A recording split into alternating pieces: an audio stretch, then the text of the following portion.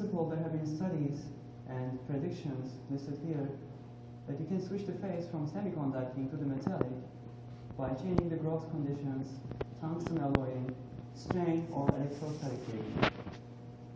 So MO2 is interesting, and let's understand it a little better.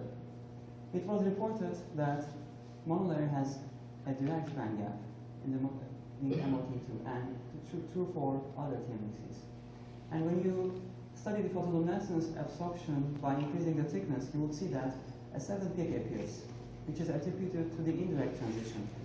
So therefore, in a monolayer, it should be a single peak because they are very close in photoluminescence and absorption, but it should have a direct band gap. However, despite the similar analysis on xWxTe2 monolayers, now people think that monolayer xWxTe2 might indeed be an indirect semiconductor.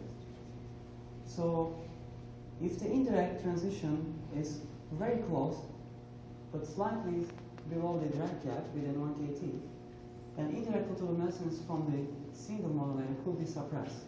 So you will not see it, even though it might exist. Therefore, we have to question this again and prove it again in a different way. So how do we do it? We apply strain to the monolayer, and you will see how we can understand that monolayer is actually a direct band gap. This is how we apply strain. It's a very standard way. You just flip a linear stage, a linear optical stage, and use the back of it to apply to bend your substrate, which has the monolayer on it. So we performed photoluminescence measurements by increasing the tensile strain, and you can see that the A peak, the exotonic transition, goes down, redshifts to about 1 eV, and it's about 33 millieV per percentage strain, and about 3% strain can change the optical gap by about 10%. But if you can see here that the line width actually goes down, so the line shape changes, the transition becomes narrower. And why is that the case? Why does that ever happen?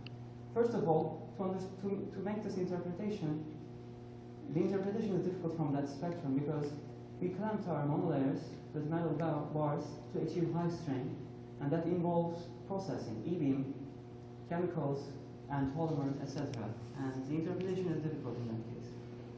So I need an optically clean sample to understand my spectrum better. So I repeat the same study without using any chemistry or processing, just a transfer at 45 Celsius. So exfoliate on PDMS, transfer it onto a flexible substrate, and measure strain, but measure spectrum at each step to make sure you're not changing the material. So this is the whole spectrum. Let me lead you here. So first you measure PL on PDMS and absorption at the same time. You transfer it onto PTG, measure, and then you apply strain and perform the measurements. Okay, let's analyze this a little bit. As you see, so if you look at the just peak positions, absorption and PL have similar trends. So the Stokes shift between the two doesn't change much. That means we are talking about the same transition here. So whatever it absorbs, same thing that emits.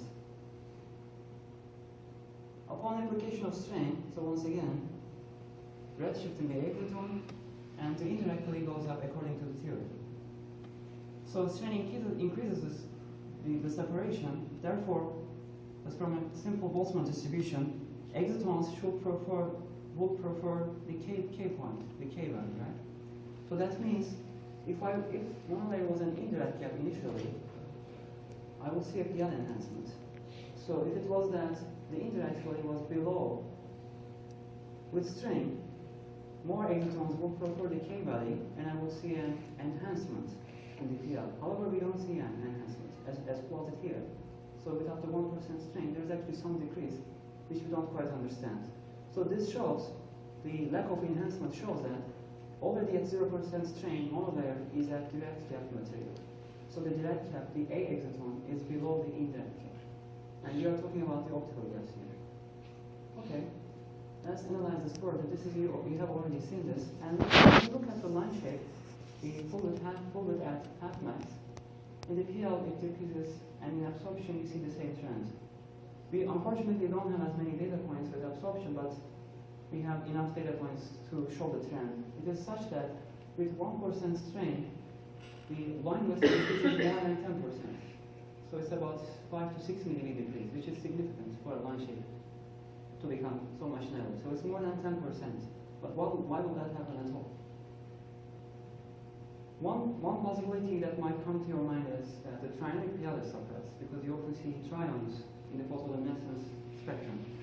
However, this is from the fact that the trions have high binding energy, as high as 25 MeV. However, in absorption, they are expected to be very weak at room temperature because the density of states is very small for the trion transitions.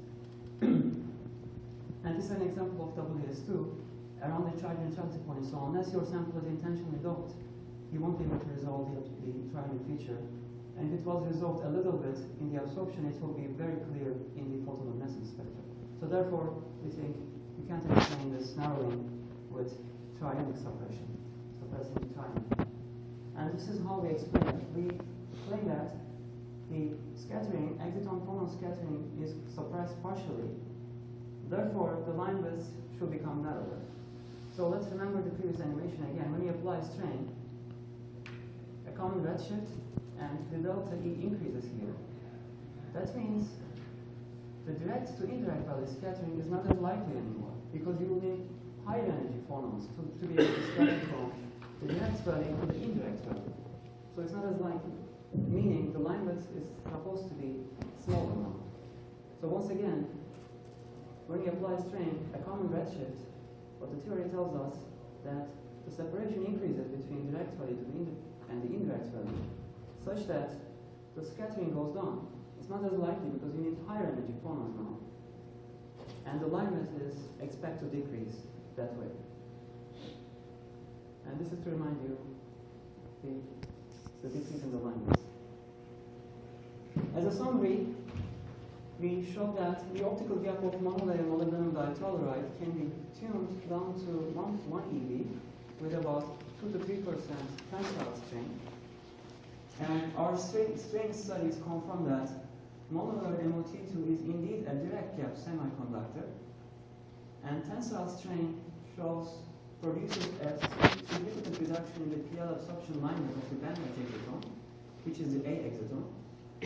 And we attribute that change, that narrowing, to a change in the exciton-phonon scattering rate from tuning the bandgap with strain, the band structure with strain. And I propose that further transport studies can be performed with in situ strain, because if you expect a decrease in the scattering, then the transport might also be enhanced, because many transport properties depend on the scattering between excitons and phonons, or electrons and phonons. So further studies can come up with nice results. Thank you very much.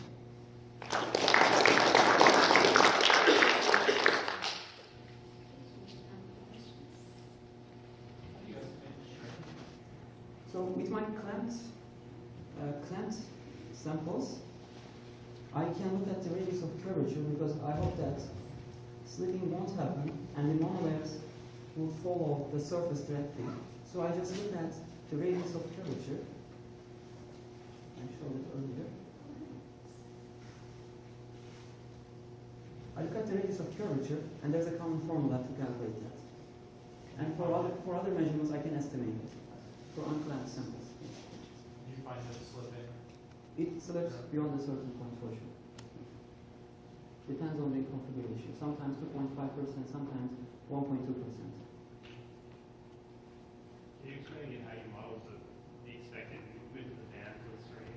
So it comes from theory. So theory predicts that the indirect value,